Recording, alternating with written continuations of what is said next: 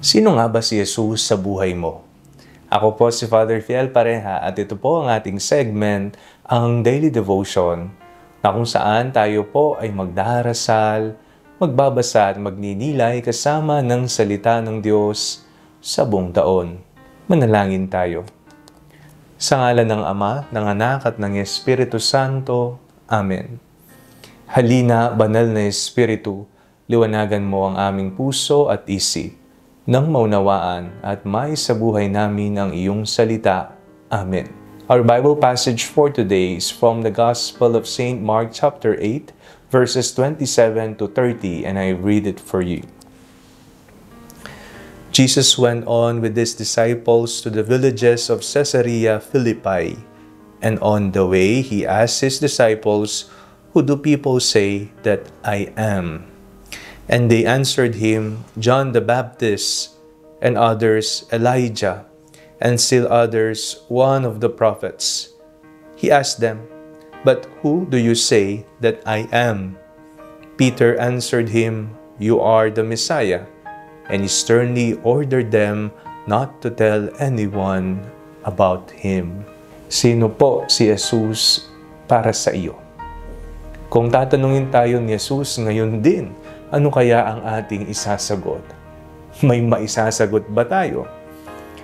Ang pagkilala kay Jesus ay nababatay po hindi lamang sa kung ano ang tinuro sa atin ng simbahan o ng pari o ng madre o ng katekismo ng ating banal na simbahan. Ito rin ay maaring mabatay sa kung papaano natin naranasan si Jesus. Sa ating pong binasang ebanghelyo, tinanong ni Jesus ang kanyang mga alagad, "Para sa mga tao, sino ako?" Merong sumagot, "Ikaw po si Juan Bautista, si Elias o isa sa mga propeta." Ngunit ibinalik ni Jesus ang tanong sa mga alagad, para sa inyo, sino ako? Hindi masasagot ng isang alagad ang katanungang yan kung wala siyang personal na karanasan sa kanya. Kaya nga si Pedro ay tumugon. Ang sabi niya, "You are the Messiah." Ikaw po ang Mesiyas. Ikaw ang Kristo. Para sa atin, sino kaya si Jesus? May mga tao na magsasabi marahil sa atin, "Jesus, kayo po ang dakilang manggagamot," sapagkat batay sa kanyang karanasan, siya ay pinagaling ni Jesus. Nakita, naramdaman, hindi lamang ng kanyang katawan at kaisipan, maging ng kanyang puso at kaluluwa na si Jesus ang nagpagaling sa kanya. Kaya, para sa kanya, si Jesus ang dakilang manggagamot. O kaya, marahil masabi natin, "Jesus, kayo po ay isang tapat na kaibigan." Sapagkat batay sa ating karanasan, siya ay hindi nang iwan, siya ay nakinig sa atin, higit lalo nung tayo ay may problemang pinagdaraanan sa buhay.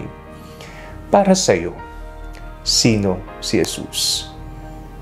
Huwag nating sayangin ang ating karanasan kay Jesus. Palagi po natin itong pagnilayan at tingnan sa ating buhay. Ang koneksyon natin kay Jesus ay napakahalaga. Nawa, magkaroon tayo ng larawan ng Panginoon. Batay na rin, hindi lamang po sa itinuturo ng simbahan o sa nababasa natin sa Biblia, pagkus sa atin ding personal na pakikipagtagpo sa Kanya. Manalangin tayo. Panginoong Jesucristo, kayo po ang aming tagapagligtas. Sa mga panahon na kami naliligaw ng landas, nadarapa at nagkakasala, kayo po ang sumasagip sa amin. Hindi lamang ninyo ibinuhos ang inyong dugo, inialay ang inyong buhay sa amin para sa kapatawaran ng mga kasalanan namin at dahil sa iyong pagmamahal, pagkus araw-araw naming nakikita ang iyong pagmamahal at pagliligtas sa aming buhay. Amen. Sa ngalan ng Ama, ng Anak at ng Espiritu Santo. Amen. Huwag po ninyong kalimutang i-like ang video ito. Mag-comment po kayo and share it with your family and friends. Ang Panalangin Bago Matulog ay may sariling Facebook page na po. Huwag niyo pong kakalimutang mag-like at mag-follow dito, and do not forget to subscribe to our YouTube channel. I-click niyo lang po ang link na nasa description ng video ito, o kaya naman po just search Father Fiel Pareha.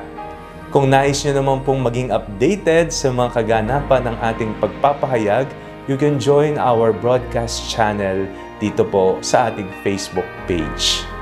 God bless you po.